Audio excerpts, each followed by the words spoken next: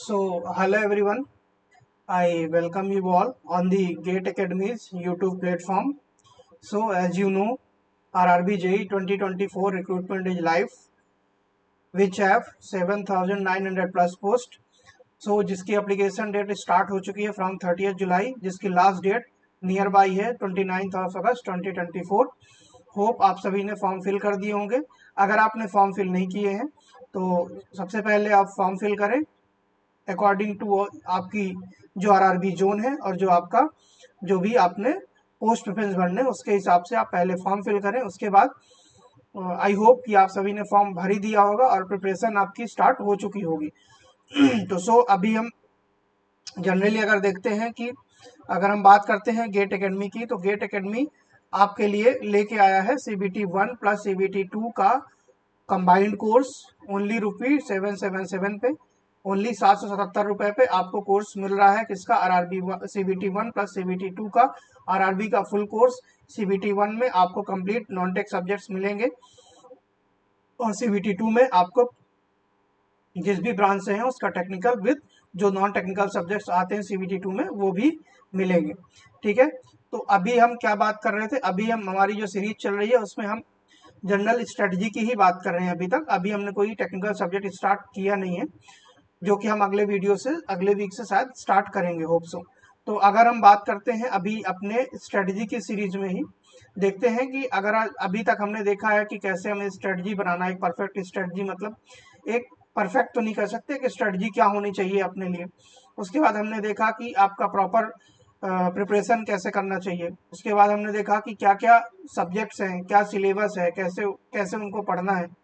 आज हम देखने वाले हैं कि टेक्निकल सब्जेक्ट्स कैसे रिवाइज करना. ठीक, किसी भी ब्रांच के हों, मेजरली अगर मैं सिविल की बात करूं, आप किसी भी ब्रांच के हों तो टेक्निकल सब्जेक्ट्स आपको, क्योंकि CBT 2 अभी आपको लेके चलना है.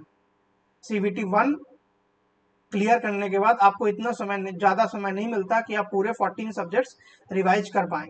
इसलिए आपको अभी से ही टेक्निकल सब्जेक्ट्स को साथ लेके चलना है. ठीक है, तो आज के इस वीडियो में केवल ये बात करने वाले हैं कि जो टेक्निकल सब्जेक्ट्स आपने पढ़े हैं या अभी पढ़ना स्टार्ट कर रहे हैं. ठीक है, दो केसेस हो सकते हैं कि पहला फ्रेशर्स हो सकता है कि कोई भी अभी पढ़ना स्टार्ट कर रहा है, दूसरा हो सकता है कि वो पढ़ चुका है उसके बाद उसे केवल रिवाइज करना है. ठीक है, तो इन दोनों केसेस के लिए आज हम बात करते हैं. So let's head towards our video. ठीक है, तो अगर हम बात करेंगे आज किसकी, टेक्निकल सब्जेक्ट्स की. ठीक है, तो टेक्निकल सब्जेक्ट्स में अगर हम देखते हैं कि अपने पास क्या है, टेक्निकल सब्जेक्ट्स टोटल 40, अगर हर ब्रांच में देखें अपने पास टोटल 12 to 15 सब्जेक्ट्स होते हैं. टोटल नंबर ऑफ सब्जेक्ट कितने हैं? 12 to 15 नंबर ऑफ सब्जेक्ट्स. ठीक है, अब सबसे पहले पहला केस हम लेते हैं. सबसे पहला केस लेते हैं कि जो फ्रेशर्स है, मतलब जिन्होंने अभी प्रिपरेशन स्टार्ट की है. ठीक है ना, जो कि क्या है, फ्रेशर्स है. ठीक है ना, जिन्होंने अभी प्रिपरेशन स्टार्ट की है. ठीक है, तो अगर हम बात करते हैं फ्रेशर्स या जिन्होंने अभी स्टार्ट ही की है प्रिपरेशन. फ्रेशर्स का मतलब होता है कि जिन्होंने अभी कोचिंग नहीं ली है. ठीक है, तो सब इनको क्या करना चाहिए, सबसे पहले तो टेक्निकल सब्जेक्ट्स के लिए हमें कहाँ पे जाना चाहिए. सबसे पहले तो हमें क्लास अटेंड करनी चाहिए, उसकी प्रॉपर जो भी क्लासेस हैं. ठीक है, जो भी अपनी क्लासेस हैं वो अपने को अटेंड करनी है, सबसे पहली चीज. उसके बाद जब हम क्लास अटेंड कर रहे हैं तो हमें पूरी तरह से अटेंटिव रहते हुए जो भी कॉन्सेप्ट बताए जा रहे हैं उन्हें हमें प्रॉपर तरीके से समझना है. अगर क्लास समझ में नहीं आती है, आपको रिकॉर्डेड क्लास मिलती है तो आप वहां से रिवाइंड करके देख सकते हैं. ठीक है, या बाद में भी आप उसको रिवाइज कर सकते हैं जो भी आपके पास समझ में चीजें नहीं आ रही. ठीक है, उसके बाद जो मेन इंपॉर्टेंट चीज है जिसको कई लोग ज्यादातर मिस कर जाते हैं. ठीक है ना, जो सबसे मेन इंपॉर्टेंट चीज है जिसको कई लोग क्या कर जाते हैं, ज्यादा ध्यान नहीं देते, वो क्या होती है, नोट्स. ठीक है, तो कई लोगों का मतलब जो नोट्स बनाने का तरीका है वो एक प्रॉपर तरीका क्या होना चाहिए, मतलब सबके हिसाब से सबकी नोट्स अलग अलग होती हैं. बट हम ऐसा नहीं कर सकते कि नोट्स ऐसी बनाएं कि जिसमें सारी चीजें लिखी हों. ऐसी नहीं हो सकती. नोट्स नोट्स बनाने के प्रॉपर तरीका होना चाहिए. जैसे जो जो कॉन्सेप्ट आपने पढ़े, जैसे मान लीजिए कि आपकी कोई क्लास हुई. ठीक है, उस क्लास में आपको कोई भी टॉपिक पढ़ाया गया. ठीक है, मान लीजिए सुपर एलिवेशन पढ़ाया जा रहा है हाईवे में. ठीक है, तो आपको सुपर एलिवेशन पढ़ाया गया तो इसमें सबसे पहले वो क्या बताएंगे कि सुपर एलिवेशन होता क्या है. ठीक है, उसके बाद क्या बताएंगे कि इसलिए प्रोवाइड क्यों, मतलब अगर होता है दिया जाता है रोड में सुपर एलिवेशन, तो क्यों दिया जाता है, ठीक है। उसके बाद अगर वो बात करेंगे किसकी, थर्ड चीज वो बात करेंगे जो भी उसके कैलकुलेशंस है, ठीक है ना, या फॉर्मूले हैं, कोई भी कैलकुलेशन, उसके बाद फॉर्मूले जो निकल के आते हैं, ठीक है। उसके बाद अगर कोई बात करेगा तो, अगर इसमें बात करते तो बात करेगा आईआरसी रिकमेंडेशन, जो वैल्यू होती है, आईआरसी रिकमेंडेड जो भी वैल्यूज होती हैं, ठीक है ना, मतलब जो हमें याद रखनी चाहिए कि प्लेन टेरेन के लिए क्या होती है, रोलिंग टेरेन के लिए क्या होती है, स्टीप एंड माउंटेनियस टेरेन के लिए क्या होती है, अपने पास जैसे ये अर्बन एरिया के लिए क्या होती है। तो जैसे अलग अलग चीजें होती हैं जो क्या है, नॉर्मल सा डेटा है जो कि हमें याद रखना होता है, ठीक है ना। इसकी बात करते हैं तो जैसे अपने पास ई मिनिमम की वैल्यू होती है और ई मैक्सिमम, मतलब हम मैक्सिमम सुपर एलिवेशन कितना प्रोवाइड कर सकते हैं, इसकी वैल्यू होती है, ठीक है। तो अगर ये सारी चीजें हम देखते हैं कि हम एक क्लास में ये पढ़ा, तो हमें जब नोट्स बनानी है तो उसमें ऐसी चीजें इंक्लूड करनी है, जैसे हमें एक लाइन में लिखना है कि वाट, उसके बाद वाई, उसके बाद जो भी उसके फॉर्मूले हमारे एग्जाम्स में आते हैं उनको प्रॉपर लिखने हैं, ठीक है। फॉर्मूला लिखते टाइम हमें ये चीजें भी डिफाइन करनी है। कई बार क्या होता है कि हमने जैसे कि सुपर एलिवेशन का एक फॉर्मूला देखा, ठीक है ना, अगर इक्विलिब्रियम सुपर एलिवेशन का देखते हैं तो equal to V square upon 127 R होता है। अब हमें यहाँ पे ये चीजें याद रखनी होती हैं, क्योंकि यहाँ से जो अपना फॉर्मूला, ओरिजिनल फॉर्मूला डिनोमिनेटर में क्या होता है, आर जी होता है, ठीक है ना। तो यहाँ पे हमने जी की वैल्यू पुट कर दी है, ठीक है ना, तब हम यहाँ पे पहुंचे। तो हमें मेन यहाँ पे यूनिट्स याद रखनी होती है कि किस यूनिट में हमने ये सारी चीजें दी हैं, ठीक है। जैसे स्पीड किस में होती है, kmph में होती है, किलोमीटर पर आवर में होती है, आर किस में होता है, मीटर में होता है। सेम तरीके से अगर हम किस में जाएंगे, अगर मीटर पर सेकेंड में जाएंगे तो वैल्यू क्या हो जाएगी, चेंज हो जाएगी, ठीक है। तो हमें जब भी कोई फार्मूला लिखना है, जब भी हमें कोई भी फार्मूला अपने वहां पे लिखना है, तो हमें क्या याद रखना है कि जो भी प्रॉपर उसके नोटेशंस है वो हमें लिखने हैं, कि यहाँ पे जैसे यहाँ पे ई क्या है, सुपर एलिवेशन है, वी क्या है, स्पीड इन kmph है, आर क्या है, जो अपना रेडियस ऑफ कर्व किसमें है, मीटर में। तो ये सारी चीजें हमें प्रॉपर तरीके से वहां पे मेंशन करनी होती है जब भी हम नोट्स बना रहे हैं, ठीक है। और नोट्स में वो सारी चीजें होनी चाहिए जो हमने पूरे क्लास में पढ़ी है, शॉर्ट तरीके में, ठीक है। नोट्स बनेंगे, उसके बाद आप शॉर्ट नोट्स बना सकते हैं, ठीक है। तो अब ये नोट्स बनाने के लिए जो भी टॉपिक आपको प्रॉपर पढ़ाए जा रहे हैं वो प्रॉपर आपको करने, ठीक है। इसके बाद नोट्स के बाद आप कहाँ जाएंगे, अगर नोट्स में ही बात करते हैं तो आप क्या बनाते हैं, शॉर्ट नोट्स बनाते हैं, ठीक है। अब नोट्स तो आपने बना लिए, जो भी क्लास में पढ़ाया गया वो नोट्स बना लिया आपने। अब बात आती है कि हमें शॉर्ट नोट्स कैसे बनाने, तो शॉर्ट नोट्स बनाने का तरीका ये है कि सबसे पहले मेरे हिसाब से आप जो भी प्रीवियस ईयर क्वेश्चन है, ठीक है ना, जो भी एग्जाम की आप तैयारी कर रहे हैं, पहले अगर एग्जाम स्पेसिफिक बात करते हैं, अभी आरआरबी की बात करें, आपने पीवाईक्यू सॉल्व की, मतलब पीवाईक्यू में आपने एक बार देखा कि पेपर का पैटर्न क्या है, पेपर में पूछा क्या जाता है, क्योंकि आपको पेपर निकालने के लिए वो चीजें आनी चाहिए जो पेपर में पूछा जाता है, जो एग्जाम में पूछा जाता है, हमें वो चीजें पता होनी चाहिए। हमें बाकी चीजें पता हो या ना हो, दैट डजंट मैटर। हमें अगर वो चीजें पता है जो एग्जाम में आती हैं, अगर हम पीवाईक्यू प्रॉपर फॉलो करते हैं तो हमें समझ में आ जाता है कि जो वहां पर डिमांड क्या है। अगर हमने एक बार प्रॉपर एनालिसिस कर लिया पीवाईक्यू का, हमें टाइम लगेगा, एनालिसिस करने में हमें टाइम लगता है। अगर आपने प्रॉपर एनालिसिस कर लिया किसका, पीवाईक्यू का, उसके बाद आप वापस कहाँ पे आते हैं, अपने नोट्स पे या सब्जेक्ट पे फिर से आते हैं। एक बार आपने नोट्स बनाई, आपने पढ़ा, आपने पीवाईक्यू के क्वेश्चन सॉल्व किए, ठीक है, आपके पास जितने भी पीवाईक्यू क्वेश्चन मिले आपने वो सॉल्व किए। उसके बाद आप कहाँ पे आ रहे हैं, वापस अपने नोट्स पे आ रहे हैं।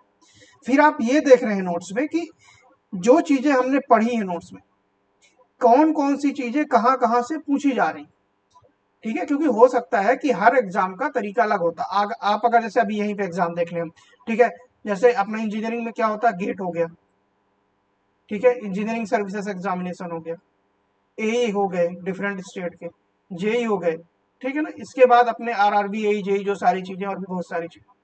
तो आप अगर इन्हीं एग्जाम में देखेंगे, इन्हीं सारे एग्जाम में अगर आप देखते हैं, तो अगर आप गेट का लेवल देखेंगे तो वहां पे क्वेश्चन की डिमांड और है, क्योंकि गेट से आपको क्या मिल रहा है, आप एमटेक करने जा रहे हैं या फिर किसी पीएससी में जॉब करने जा रहे हैं, तो जो वहां पे डिमांड है उसके हिसाब से वो क्वेश्चन प्रिपेयर करते हैं, ठीक है। ईएससी में आप कहाँ जा रहे हैं, यूपीएससी इंजीनियरिंग सर्विसेज की बात करें तो आप कहाँ जा रहे हैं, आप वहां पे जॉब करने जा रहे हैं, ठीक है, as a engineering services examination आप निकाल के वहाँ यूपीएससी से जॉब करने जा रहे हैं। तो जो क्वेश्चन की डिमांड रहेगी, जो लेवल है, वो डिमांड के अकॉर्डिंग बनाई जाती है, ठीक है। आप ए के कोई भी एग्जाम देने जा रहे हैं, वहां भी जॉब स्पेसिफिक है, तो एई में, और उसके बाद जेई में, जेई आपकी क्या है, फील्ड जॉब है, एई थोड़ा सा आप ऑफिस वर्क बोल सकते हैं, अगर इंस्पेक्शन वर्क बोल सकते हैं, वो जेई में क्या आपकी पूरी फील्ड जॉब है, तो वहां पे क्वेश्चन कहाँ जनरली फील्ड से ही आते हैं कि आप फील्ड पे जाएंगे तो क्या टेस्ट करेंगे, कौन सी चीजें करेंगे। इसलिए आप देखते होंगे कि जेई एग्जाम्स में खासकर आपको कौन से, अगर सिविल में बात करें तो building material construction building material and construction material की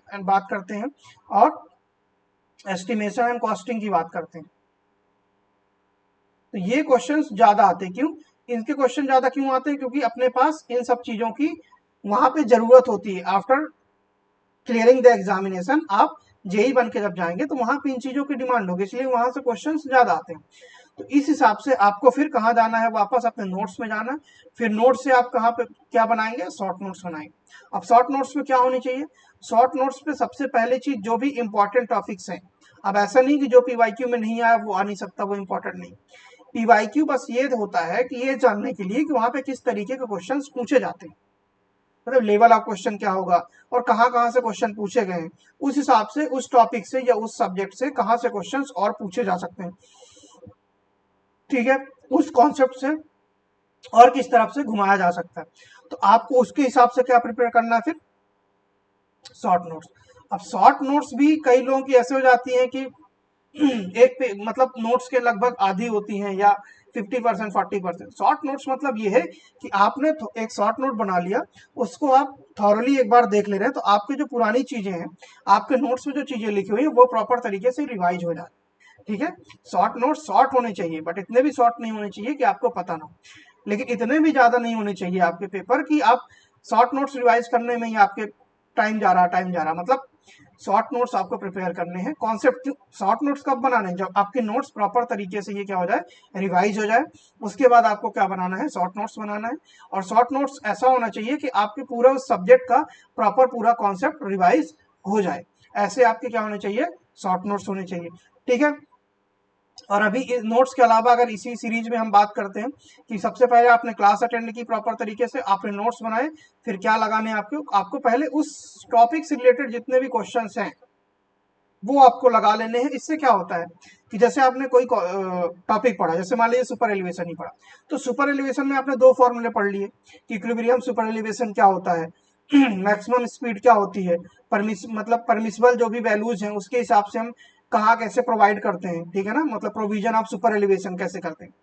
तो जब आपने ये चीजें क्लास में पढ़ी, ये चीजें आपने क्लास में पढ़ी, नोट्स बनाया, उसके बाद इसके क्वेश्चन सॉल्व कर लेते हैं, तो आपको एक कॉन्फिडेंस आ जाता है कि ये क्वेश्चंस अगर आपके सामने आते हैं तो बन जाएंगे।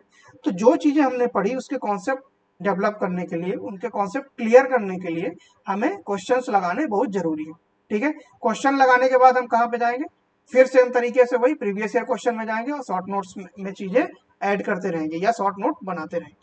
ठीक है, और शॉर्ट नोट्स ऐसा हो कि सारे कॉन्सेप्ट आपके उस शॉर्ट नोट्स को ओपन करने पे क्या हो जाए, रिवाइज हो जाए। ठीक है, शॉर्ट नोट्स आपका ऐसा होना चाहिए। ठीक है, नेक्स्ट अगर हम बात करते हैं, ये सब करने के बाद आपको कहाँ पे जाना है, ये सब करने के बाद आपको टेस्ट सीरीज में जाना है। ठीक है ना, अपनी बात किस पे चल रही है कि रिवाइज कैसे करना, तो रिवीजन का तरीका भी यही होता है। ठीक है ना, तो ये किसके लिए, जो अभी भी शुरू किया क्लास में जाएंगे, उसके बाद नोट्स बनाया प्रॉपर तरीके से, क्वेश्चंस लगाए, शॉर्ट नोट्स बनाए। ठीक है, उसके बाद शॉर्ट टेस्ट सीरीज में करें। अब टेस्ट सीरीज में भी क्या क्या चीजें हमें देखनी होती है, टेस्ट सीरीज में हमें क्वेश्चंस के पीछे ना भागते हुए, मेरे हिसाब से आपको क्वेश्चंस ज्यादा नहीं देखने कि आपके कौन से क्वेश्चंस नहीं बन रहे हैं, कौन से क्वेश्चन। सबसे पहले आपको तो जो टॉपिक आपने पढ़ा है उस टॉपिक से अगर कोई क्वेश्चन आ रहा है, ठीक है ना, तो आपको उससे नहीं बन रहा तो पैनिक नहीं होना, आपको वापस अपने नोट्स में जाना है। ठीक है, वो चीज आपको हाईलाइट करनी है जो चीज आपसे नहीं बन रही है। क्यों, आपको जैसे टेस्ट सीरीज टाइमली स्टार्ट करनी है, मतलब पेपर के 10-20 दिन 1 महीने पहले से बेहतर होगा कि आप 20 दिन पहले पेपर तक टेस्ट सीरीज खत्म कर चुके हो। टेस्ट सीरीज आपने लगाई, उसके बाद आपने उसका रिवीजन कर लिया। रिवीजन कैसे करेंगे, प्रॉपर तरीके से जो क्वेश्चन पूछा गया है उस, अगर वो क्वेश्चन आपसे नहीं बन रहा है तो आप कहाँ पे जाएंगे, उस क्वेश्चन का जो भी कॉन्सेप्ट है जो आपने नोट्स में लिखा आप वहां पे जाएंगे, नोट्स में लिखा जहाँ पे हाईलाइट करेंगे, उसको शॉर्ट नोट्स में ऐड करेंगे एज पर योर, जो भी आपने वहां पे चीजें यूज की, आपने कॉन्सेप्ट यूज किया। जैसे शॉर्ट नोट्स में हम शॉर्ट चीजें लिखते हैं, तो अपने अकॉर्डिंग जो शॉर्ट चीज आपको याद है उसके हिसाब से आप शॉर्ट नोट्स में वो चीजें ऐड करेंगे। ठीक है, अब उसके बाद जो मेन चीज जो आती है अभी एग्जाम में, जैसे अपना एग्जाम कितने का आरबीजेई का देखें तो 100 क्वेश्चन है, CBT 1 की बात कर लेते हैं, 90 मिनट्स। तो कहने का मतलब आपको एक क्वेश्चन के लिए less than a minute time मिल रहा, less than a minute time मिल रहा, ठीक है। तो अगर हम इसके इस हिसाब से बात करें तो आपको जो टेस्ट सीरीज में मेन चीज याद रखनी है कि आपको टाइम मैनेजमेंट देखना है, टाइम मैनेजमेंट। ये ऐसी चीज है जिसको कई लोग नेग्लेक्ट कर देते हैं। क्यों, क्या सोचते हैं, उनको लगता है कि हमने क्वेश्चन पे ध्यान दे दिया और हमसे अगर क्वेश्चन बन रहे हैं तो हम कर ही लेंगे, ऐसा सोचते हैं कि जितने, ऐसे तो नहीं हमसे सारे क्वेश्चन बनेंगे, जितने क्वेश्चन बनेंगे हम कर ही लेंगे, ऐसा सोचते हैं। एक्चुअली होता क्या है कि अगर हम एग्जाम के पहले इस पे फोकस नहीं करते हैं, टाइम मैनेजमेंट पे फोकस नहीं करते हैं, तो जो क्वेश्चन हमसे वहां पे आते हैं एग्जाम में वो हमसे छूट जाते हैं। क्यों, क्योंकि हमें, अगर हमने प्रॉपर तरीके से स्ट्रेटजी नहीं बनाई, प्रॉपर तरीके से हमने टाइम मैनेजमेंट करना नहीं सीखा है पहले, तो वहां पे जाके हम, हो सकता है कि कोई भी क्वेश्चन है हमें 2 मिनट लग जाए टाइम, कोई भी मान लो न्यूमेरिकल आ गया छोटा मोटा, सुपर एलिवेशन का आ गया है, मैक्सिमम स्पीड का आ गया, कुछ भी आ गया, एक्स वाई जेड स्ट्रक्चर का आ गया, सोन का आ गया, कोई भी स्ट्रेस का आ गया, स्ट्रेन का आ गया, कुछ भी आ सकता है। तो हमें सोचने में लग जाएगा क्वेश्चन हमसे बन रहा है। अब हो सकता है कि उस क्वेश्चन को करने में 3 मिनट लग जाए, और वही जो थ्योरेटिकल क्वेश्चन थे हमसे आ रहे थे पीछे वाले, वो हमसे क्या हो सकता था कि 1 मिनट में 2 क्वेश्चन हो जा रहे थे। तो ये सारी चीजें हम टाइम मैनेजमेंट जब करेंगे उसके हिसाब से करेंगे, जब हमने प्रॉपर स्ट्रेटजी हमें खुद बनानी पड़ेगी, ठीक है। जैसे हमने पिछले वीडियो में बात की थी, परफेक्ट स्ट्रेटजी या परफेक्ट प्लानिंग कुछ नहीं होती है, हमें अपने हिसाब से चीजों को ढालना होता है। तो जिस हिसाब से आपने टेस्ट, जो भी आपका टेस्ट सीरीज है, उसमें आपने जिस हिसाब से प्लानिंग की, जिस हिसाब से आपने दिया, उस हिसाब से आप जाके प्रॉपर में एग्जीक्यूट कर पाते हो। अगर आपने कोई प्लानिंग नहीं की है तो हो सकता है आप वहां पे जाके प्लान कर रहे हो इन बिटवीन द एग्जामिनेशन, जिससे कि आपका टाइम क्या हो सकता है, जा सकता है, जिससे कि आपकी क्वेश्चंस छूट सकते हैं। तो वो अच्छी बात नहीं है कि आप वहां पे जाके प्लान कर रहे हैं कि मैं ये क्वेश्चन करूं कि ना करूं, या मैं कैसे सॉल्व करूं। पहले मैं, जैसे अपने CBT 1 में ही 4 सब्जेक्ट हैं, कि पहले मैं मैथ सॉल्व करूं, ठीक है, या मैं पहले रीजनिंग सॉल्व करूं, ठीक है, या मैं पहले जीके सॉल्व करूं, जीके के क्वेश्चन करूं, या मैं साइंस के क्वेश्चन करूं। तो ये सारी चीजें आपको प्रॉपर पहले से प्लान करके जानी होती है। आप प्रॉपर प्लानिंग करके जाएं, और लास्ट, मेरा कहना ये कि लास्ट मोमेंट में इस चीज को चेंज नहीं करना चाहिए। As per my experience, and जैसा सबके सबके साथ ही होता है कि आप लास्ट मोमेंट पे अपनी स्ट्रेटजी चेंज ना करें। आप आपने जो स्ट्रेटजी फॉलो की है अपने टेस्ट सीरीज में, उसी पे आप फिक्स रहे, ठीक है ना। मतलब पहले तो आपको टाइम देना है स्ट्रेटजी अपनी खुद की बनाने में, कि हमें पहले क्या अटेम्प्ट करना है, किसमें कितना टाइम देना है। अगर इतना टाइम मेरा चला गया तो ये सेक्शन छोड़ के हम नेक्स्ट सेक्शन में जाना है। क्यों, क्योंकि हो सकता है आपको मैथ में ज्यादा टाइम लग रहा हो, तो आपने प्लान कर लिया कि 20 to 25 मिनट, या जो भी आपने प्लान किया कि इतना टाइम देना है मुझे, 15 to 20 मिनट मान लो, ठीक है ना। तो इतना टाइम मुझे देना मैथ में, अगर इससे ज्यादा टाइम लग रहा तो मुझे रीजनिंग पे जाना है, जीके पे जाना, साइंस पे जाना है, फिर वापस आना है, ठीक है। तो ये सारी स्ट्रेटजी आपको प्रॉपर तरीके से प्लान करनी पड़ेगी, क्योंकि वहां पे जाने के बाद हो सकता है आपको मैथ में ऐसे क्वेश्चन आ जाते हैं जो अपने एप्टीट्यूड के क्वेश्चन होते हैं, जिसमें टाइम लग जाता है अगर आपने उसकी प्रैक्टिस नहीं की है। वहां पे कोई नया क्वेश्चन आ जाता है, जो कि होता ऑब्वियसली होता है, सारे क्वेश्चन किसी से नहीं बनते हैं, तो ऑब्वियस सी बात है वहां पे कुछ नए क्वेश्चन आएंगे, और ऐसे क्वेश्चन आएंगे जो आपको देखने में बहुत इजी लगेंगे, ठीक है, बट क्या होगा कि वो टाइम टेकिंग होंगे। वो किसके लिए डाले जाते हैं, वो केवल इसी पर्पज से डाले जाते हैं कि जिससे कि आप वहां पे टाइम कंज्यूम कर दें आप, और आप जो आगे के क्वेश्चन है वो आपको करने के लिए टाइम ना मिले। कंपटीशन यही है, जिसने समझ लिया कि ये क्वेश्चन टाइम टेकिंग है, इसको अगर मैं छोड़ देता हूं तो मेरे अगर 1 नंबर जाएगा तो मेरे इससे 3 नंबर प्लस हो जाएंगे। तो एक परफेक्ट प्लानिंग होती है। क्यों, अगर हम पूरी तरह से प्लानिंग नहीं करते, तो जैसे हमने बात की कि जो कोई भी लॉन्ग क्वेश्चन, लेंदी क्वेश्चन आ गया, तो हमने उसमें, अगर मान लो कि हमने स्ट्रेटजी नहीं बनाई है, कुछ भी प्रैक्टिस नहीं की, तो हम अपना पूरा टाइम हो सकता है 2 से 3 मिनट इसमें दे दिए। इस 3 मिनट में हम कहाँ सॉल्व कर सकते, 3 मिनट में हम कहाँ जा सकते थे, 3 क्वेश्चन सॉल्व कर सकते थे, 3 to 4 क्वेश्चन हम सॉल्व कर सकते थे, ठीक है। तो हमें ये चीज याद रखनी है। ये कहाँ से आएगी, टेस्ट सीरीज से। तो बात अपनी चल रही थी रिवीजन की, तो रिवीजन की बात करते तो टेस्ट सीरीज से भी क्या होगा, अपना रिवीजन ही होगा क्वेश्चन के, और साथ में जो स्ट्रेटजी की बात की वो भी बन जाएगी, ठीक है। इसके बाद नेक्स्ट हम बात करते हैं, अगर हम नेक्स्ट बात करते हैं किसके लिए, कि जो ऑलरेडी क्या हो चुके हैं, ऑलरेडी प्रिपेयर कर रहे हैं बहुत समय से, ठीक है, ऑलरेडी प्रिपेयर कर रहे हैं वो बहुत समय से। मतलब कि बहुत समय बोलो या कुछ, मतलब वो कोचिंग क्लासेस ऑलरेडी डन हो चुकी है, मतलब उनकी क्लासेस कंप्लीट हो चुकी है, उनकी क्या है, क्लासेस कंप्लीट हो चुके हैं। तो एज पर माई एक्सपीरियंस, मैं नॉर्मल बात करूंगा इस चीज के लिए, अगर हम किसी एग्जाम की प्रिपरेशन कर रहे होते हैं, समय लंबा हो जाता है, जो कि लगता है, ऐसी कोई बात नहीं है कि किसी का जल्दी हो जाता है, किसी का बहुत लेट होता है। So it depends.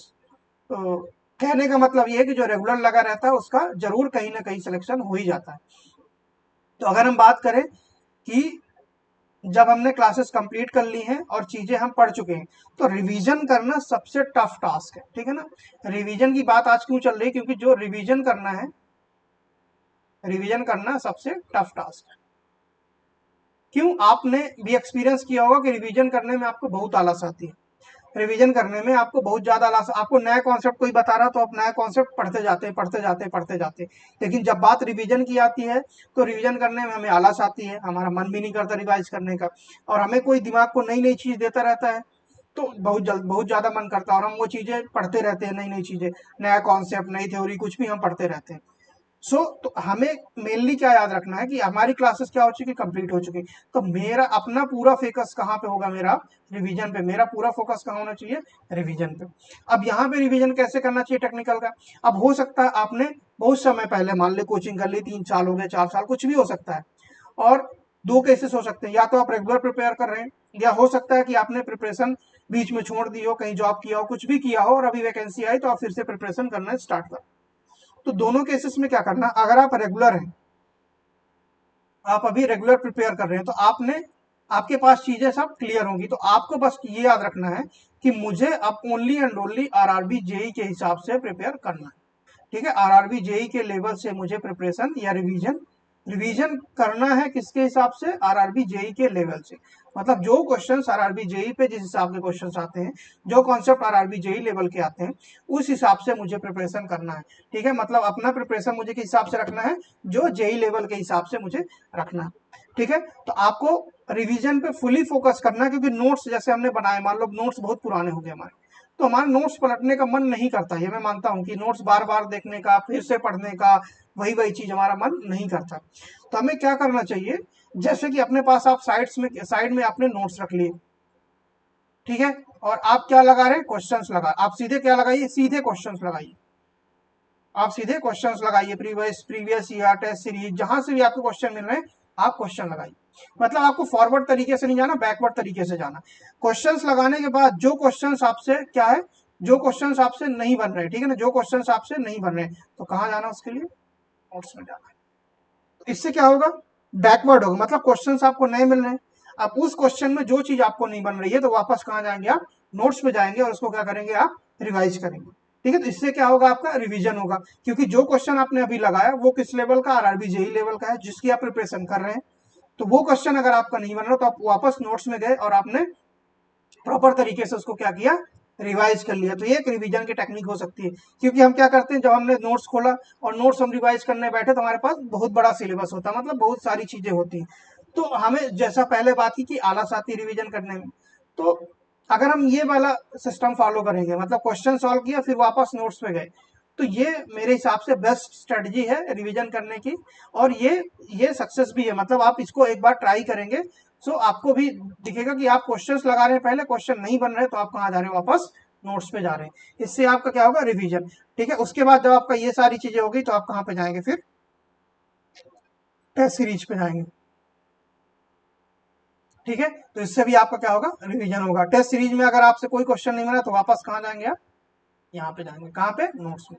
ये अभी आपको प्रॉपर प्लानिंग करनी है, क्यों, क्योंकि अभी 4 to 5 मंथ्स आपके प्री के लिए हैं, ठीक है, 4 to 5 मंथ्स अवेलेबल है, जो कि अगर आप तैयारी करना चाहते हैं तो सफिशियंट है, सफिशियंट के साथ साथ जरूरी भी है, इससे कम में मुझे नहीं लगता कि आप सारी चीजें प्रिपेयर कर सकते हैं एग्जाम के लिए, ठीक है। तो अब हम बात करते हैं किसके लिए, कि जिन्होंने क्या किया, जो मतलब प्रिपरेशन पहले कर रहे थे, मतलब होता है, जनरली होता है, कई लोग होते हैं जो पहले प्रिपरेशन कर रहे थे बट बीच में उन्होंने क्या, मतलब प्रिपरेशन छोड़ के जॉब ज्वाइन कर ली, कुछ बहुत सारे केसेस हो सकते हैं, इसमें कुछ गलत नहीं है कि कोई भी हो सकता है कि जॉब ज्वाइन कर लिया, मतलब कुछ चीजें होती हैं, सबके साथ अलग अलग वो होते हैं, उनका कारण होता है। और अभी वैकेंसी आई आरआरबी की 4-5 साल बाद, तो वो फिर से क्या करना चाहते हैं, प्रिपरेशन स्टार्ट कर रहे हैं। ठीक है, या तो हो सकता है जॉब स्टार्ट कर रहे हैं, या हो सकता है किसी ने जॉब छोड़ भी दी हो। ठीक है, तो वो ऐसा कोई कुछ गलत नहीं है इसमें जॉब के साथ प्रिपेयर करना या जॉब छोड़ के प्रिपेयर करना, ये अपना अपना डिसीजन होता है, कर सकते हैं। ठीक है ना, तो अगर हम बात करते हैं अभी किसकी, कि इसके लिए बात करते हैं, इसमें क्या होगा, आपके पास रिवीजन स्ट्रेटजी क्या होनी चाहिए। इसके लिए क्या होगा कि आपको नोट्स छोड़े हुए भी टाइम हो चुका है, आपने पढ़े हैं, आपके कॉन्सेप्ट भूले नहीं होंगे, याद होंगे, बट आपको उन्हें फिर से एक बार रिवाइज करना। ठीक है, एक बार उनको रिवाइज करना। तो मेरे हिसाब से फिर वही केस आता है कि फिर से नोट्स उठाना अपने लिए थोड़ा सा क्या लगता है कि बहुत ज्यादा हैवी लगता है, कि हमें पूरी नोट्स इतनी मोटी फिर से उठा के रिवाइज करनी होगी। ठीक है, तो इस केस में भी आपको कहां पे जाना, पीवाईक्यू क्वेश्चंस। एक बार आपको नोट्स को गो थ्रू करना ज्यादा नहीं, बस आपको एक बार नोट्स को उठा के पलट लेना है। ठीक है, आपको ऊपर ऊपर से देख लेना कि आपने क्या क्या पढ़ा था, आपने एक बार स्टार्ट किया था तो क्या क्या देखा था, वो सारी चीजें एक बार रिकॉल करनी। उसके बाद आप कहाँ जाएंगे, पीवाईक्यू या और जो भी क्वेश्चंस आपको पीवाईक्यू के अलावा जो भी जेई लेवल के क्वेश्चंस आपको मिलते हैं वहां पे जाना है। ठीक है, सेम तरीके से जब आपके पास क्वेश्चंस आ गए तो आपने क्वेश्चंस लगाया, तो क्वेश्चंस आपसे जो नहीं बन रहे हैं, ठीक है ना, और ऑब्वियस सी बात है, अगर स्टार्टिंग में क्वेश्चन आपसे 10 में से 8 भी नहीं बन रहे, 10 में से 10 भी नहीं बन रहे, आपको उस चीज पे ध्यान नहीं देना है कि 10 में से 10 क्वेश्चन नहीं बन रहे, 10 में से 8। आपको उस क्वेश्चन को जो नहीं बन रहा है उसको आपको तरह एक अपॉर्चुनिटी की तरह यूज करके कहाँ पे जाना, आपको वापस नोट्स में जाना है, और नोट्स से आपको प्रॉपर तरीके से रिवाइज करना। अगर आप अभी देखने लगेंगे कि 10 में से 8 क्वेश्चन मेरे से नहीं बन रहे, तो आप टेंशन ले सकते हैं कि अरे मेरे से तो कुछ बन ही नहीं रहा, मैंने गलत कर दिया जॉब छोड़ के, या मैंने गलत कर दिया जॉब के साथ प्रिपरेशन करके, मुझे जॉब ही करना चाहिए था। ये सारे क्वेश्चंस आते हैं जो कि ऑब्वियस है। तो अपने को उससे के लिए क्या करना, आपको क्वेश्चंस में एक बार देखना है, आपके पास सॉल्यूशन भी होते हैं जहां भी जाएंगे। ठीक है, या फिर आप कोई कोचिंग ज्वाइन कर सकते हैं। ठीक है ना, आप गेट अकेडमी में भी देख सकते हैं जो भी आपके पास कोर्स अवेलेबल है कहीं पे भी, या खुद से करना चाहते हैं तो वो भी कर सकते हैं।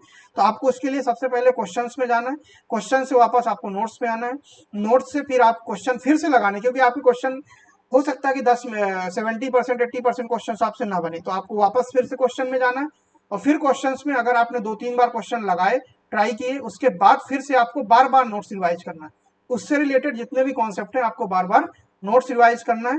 फिर उसके बाद आपको टेस्ट सीरीज में जाना है, और टेस्ट सीरीज के बाद आपको फिर वापस जो भी क्वेश्चन नहीं बन रहे हैं, जो भी कॉन्सेप्ट नहीं बन रहा, आपको कहाँ जाना, वापस नोट्स में जाना। ठीक है, तो ये तरीका अगर आपको सही लगता है रिवीजन करने का टेक्निकल, कि आपको पहले क्वेश्चंस लगाएं उसके बाद वापस नोट्स में जाएं।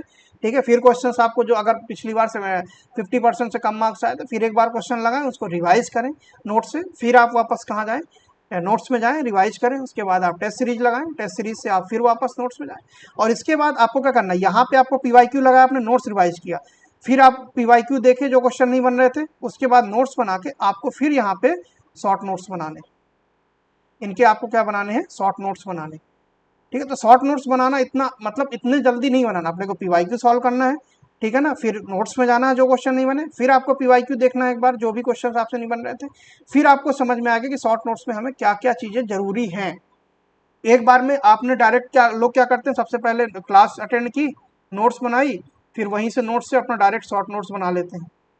तो ये तरीका थोड़ा सही नहीं है। ठीक है ना, क्यों, क्योंकि आपको यही नहीं पता कि शॉर्ट नोट्स में आपको इंक्लूड क्या करना है। तो जब तक आपको ये चीज़ नहीं पता रहेगी कि शॉर्ट नोट्स में इंक्लूड क्या करना है, तो शॉर्ट नोट्स बेनिफिशियल नहीं होगी मेरे हिसाब से। तो आपको पहले ये चीज़ देखनी है कि आपके शॉर्ट नोट्स में होना क्या चाहिए, उसके लिए आपको पीवाईक्यू करने पड़ेंगे, उससे रिलेटेड क्वेश्चन करने पड़ेंगे, कॉन्सेप्ट पढ़ना पड़ेगा, फिर आप वापस जाके शॉर्ट नोट्स बना सकते हैं जो कि आपके एग्जाम के टाइम पे भी हेल्पफुल होंगे। तो ये थी रिवीजन स्ट्रेटजी फॉर टेक्निकल, जो कि आप फॉलो कर सकते हैं अगर आपको अच्छी लगती है। So thank you so much. Stay tuned for more information to Gate Academy YouTube channel. Thank you so much.